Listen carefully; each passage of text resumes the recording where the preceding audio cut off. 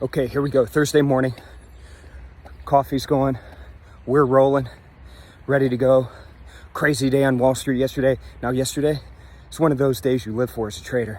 Haven't had a day like that. Well, I don't think we've had a day like that, really, this year. This calendar year, at least. Crazy move. U.S. indices down at 1.2% yesterday. S&P, Dow Jones, NASDAQ rally back to finish nearly unchanged. NASDAQ does finish unchanged. We're seeing markets down again this morning, heading into the open. So just some wild swings. Can't think of a better place to be than Nadex to take advantage of those short-term opportunities. No long-term buying and holding here. You're trading the short-term price action. Yesterday, exactly what you needed. Looks like we could have a taste of that again today. Markets in the red heading into the open. Tech stocks getting hit once again.